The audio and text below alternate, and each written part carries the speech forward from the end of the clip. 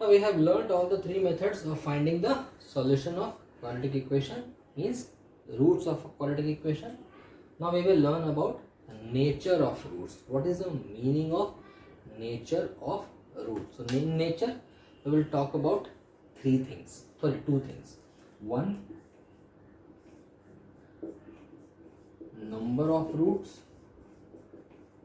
right, and types of roots.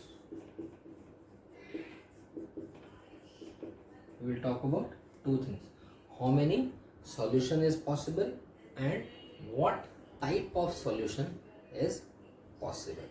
Okay, so let us see. Suppose we have used a formula x is equal to minus b plus minus b square minus 4ac upon 2a, right? This was the formula for equation. Let us write the general equation here, right? So the deciding factor about the nature of root is this one, right? We call it as discriminant. What we call it as discriminant. This is my deciding factor. Okay, now we can have three values of b square minus 4ac. First, let us call it as d. What is the formula for d? D is b square minus 4ac, correct? So the first one is, if d is greater than 0, if d is greater than 0, we will have two values of square root of d, one in plus, one in minus. This was a general case. We have solved this case earlier also, that if d is greater than 0, we have two roots. We have two roots, right? So number of roots, how many roots? Two roots. And we also call these roots as real roots. What we call it? Real roots. So in types of root, basically we will talk about two types. One is real, one is imaginary, right? And we will not go in detail about imaginary. We will just learn what is imaginary. Okay, we don't need to learn it now. It will be in higher standards. So first of all, if d is greater than 0, we have two roots and both are real roots. Second case, if d is equal to 0, if d is equal to 0, then square root of 0 is gone. So it will be like x is equal to, the value of x will be what? Only minus b upon 2a. The only value that remains will be minus b upon 2a. Here also we can write there is only one root, because there is no other value. There is only one root and it is real root. Okay, we are getting a real value here. Third case, when d is less than 0. Now when d is less than 0, suppose d was minus 5. Now we know that we don't have the square root of negative numbers. Till now, till 10th standard, we know that the square root of a negative number is not real. So we can say here that these are imaginary roots. Just remember this thing, that if d is less than 0, we have imaginary roots. No need to find the root here. So just if the question is asked whether to check the equation has real or imaginary roots, what we will do? We will find the d. d is what? B square minus 4ac. If this value is equal to 0 or greater than 0, we can say that they are real roots. Equal to 0 means one root, greater than 0 means two roots. Okay, but if it is less than 0, we can say that they are imaginary roots, they are not real.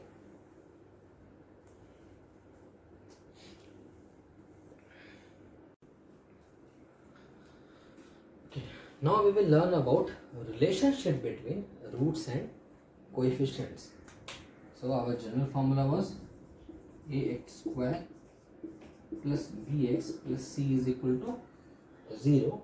So these are my coefficients a, b and c, correct?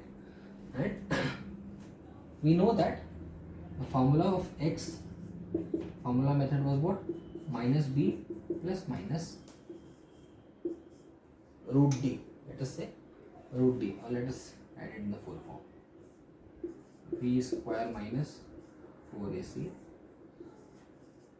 upon 2a. Right? So we have two values here. Let us call this alpha.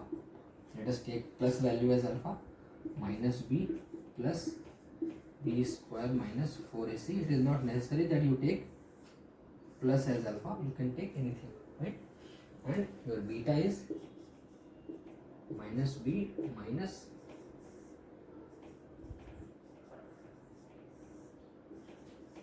upon 2a. Correct? Now we will try to establish a relationship between the roots and the coefficients. It is already there that the roots are in the form of coefficients only, but there is another relationship which we will just derive it. Okay, if you add this alpha and beta, if you just add these, what will happen? This 2a is common here, and this plus and this minus, plus root and minus root, they will get cancelled. So if you just write it like minus b upon 2a plus b square minus 4ac upon 2a, I have just, what I have done, I have splitted this term into two sums, minus b upon 2a minus b square minus 4ac upon 2a, correct? So this is my alpha plus beta. What will happen? This will get cancelled out. Okay, and then we got minus b by 2a minus b by 2a. So 2 times, so we can write minus 2b by 2a. So this 2 will also get cancelled. So one of the simple form, right? That the sum of roots alpha plus beta is equal to what? Minus b by a. So you can write it here that alpha plus beta is equal to minus b by a. So if you know a and b, we can find the sum of the roots, not individual roots, not alpha and not beta, but alpha plus beta. Okay. Now let us take another relationship.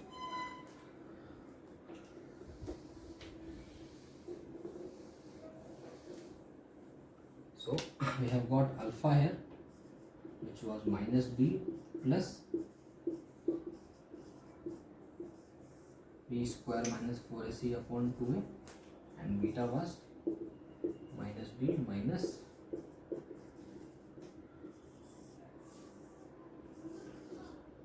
right. Now let us find out the product, which is multiplication. What will happen? So we have got here if you multiply, the numerator will be multiplied and the denominator will be multiplied. So it will be like minus b plus b square minus 4ac, let's keep it in bracket, and other minus b minus, right, and the denominator will be like 2a multiplied by 2a. Clear? Now this is of the form a plus b, a minus b. So we know that a plus b and a minus b, a plus b, a minus b is what? A square minus b square. So let us write it down like this, which is equal to a square means b square means what? Minus b square is b square, and the b square will be what? Square of square root, so square root will get cancelled. It will be like minus b square minus 4ac. Let's keep this in bracket only, and 2a multiplied by 2a is 4a square. Correct? Let us simplify it. B square minus b square, and this minus minus will become plus 4ac upon 4a square. This b square will get cancelled, so it is like 4ac upon 4a square. This 4 will also get cancelled, and one of the a will get cancelled, which is equal to c by a. Correct? Again, a simple form, right? So we can write it here, another relationship, which is product of roots alpha beta is equal to c by a. So these are the two relationships, right, between roots and coefficient, that sum of the roots alpha plus beta is equal to minus b by a, and product of roots alpha beta is equal to c by a.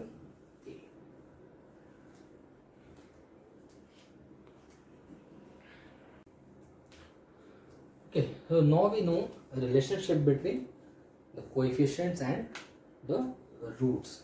Our general formula is, and we know two relationship, which is what? Alpha plus beta is minus b by a, and alpha beta is c by a. Correct? So now it is possible to write this equation as a form of sum and product. Let us divide the whole equation by a. So it is like x square plus b by ax plus c by a is equal to 0. Correct? Now b by a minus b by a is alpha beta, so we can write b by a as minus of alpha plus beta. B by a will be what? Minus of alpha plus beta. So this plus will sign, it will go away. So x square minus alpha plus beta x, and plus c by a we have alpha beta. So this is another form of quadratic equation, right, involving the roots, direct the roots alpha and beta. So we can write sum of roots plus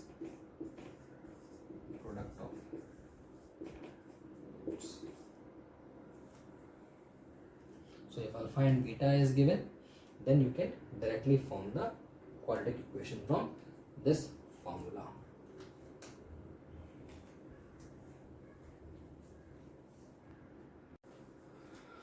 Now let us understand the geometrical interpretation of roots. Okay, what is the meaning of a root here?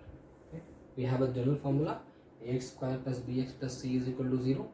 Now if you plot a graph of this equation, these type of graphs can be formed.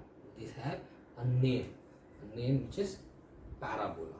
Okay, we call it parabolic graph. Okay, so if there are two kinds of parabolic graph, one is the case when a is less than 0, means you have got a negative a here, right?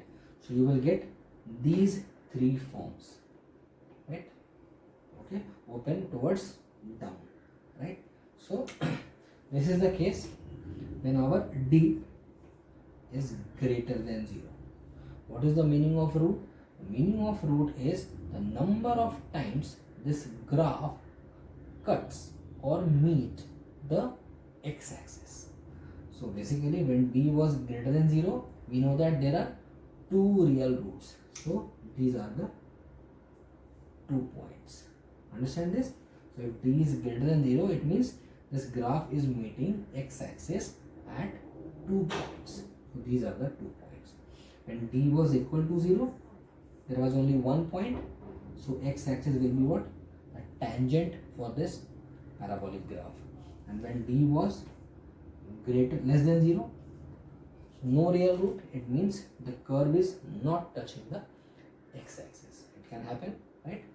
Similarly for a greater than 0, since we have two roots here, it means d is greater than 0. Only one equal to 0, no means less than 0. So this is the geometrical meaning of real roots or imaginary roots or number of roots, right? The number of times the graph is cutting the x-axis, it is known as number of roots. So roots means what? The points at which the graph is meeting x-axis.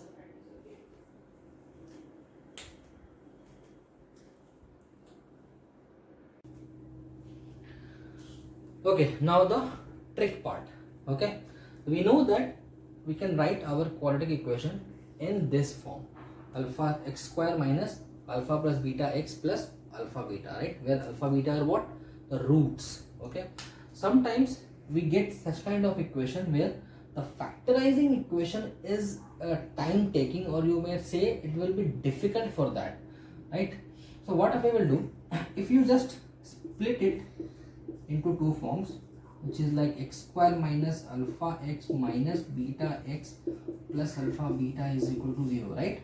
So it is just like splitting our middle term into two parts, which is what? Alpha and beta. So if we find alpha and beta using the formula method, then it is easier to show the factorization part. Okay, so let us solve this equation using this form. So we know the formula. What is alpha? Alpha is minus b plus under root b square minus 4ac upon 2a, which is equal to here 5 plus 25 minus 4ac is 24 upon 2a, which is 4. So 5 plus 1 by 4, which is 6 by 4 or 3 by 2. Similarly, if you can find beta here, it will be 5 minus 1 by 4. You don't need to do all the things because it is similar here. So it will be 4 by 4, which is 1, right? So from there, if we use alpha and beta here, right, what we can do, we can write like this: x square minus alpha x means minus 3 by 2x, and beta is minus 1x plus alpha beta. Alpha beta is what? Our c by a, so we can write 3 by 2. So what I have done, I have just written this equation in such a form, and alpha in the form of alpha and beta. Now what we will do, I'll multiply the whole equation by 2 because denominator is there. So it will become 2x square minus 3x minus 2x plus 3 is equal to 0. Now we have got our this equation in the splitted form. So what we can do here now, we can take the common. So either you can apply the common part in these two terms, or you can take it from here also. Let me show you how to do it without rearranging it. Here we can take x common, so it will be like 2x minus 3, and here again minus 1 if you take common, it will be 2x minus 3. So your equation will be like x minus 1 and 2x minus 3.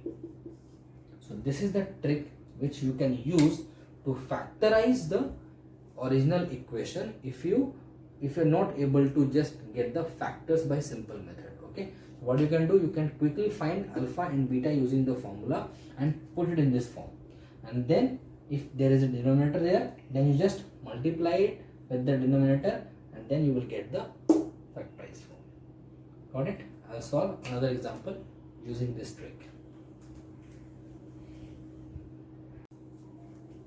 Now let us do this trick on a sum which is a little more difficult. Okay, it involves calculation, but at least you will get the answer here. So first of all, what we will do, we will find out the d. D is what? B square minus 4ac, which is because we need to find alpha and beta, and so D is 34 square minus 4 into 9 into minus 8, which will give you 34 square. If you calculate it here faster,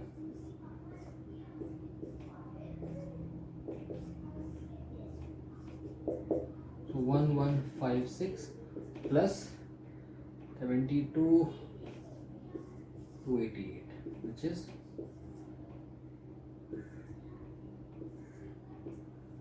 right 1444. Now what is D here? Root D we want.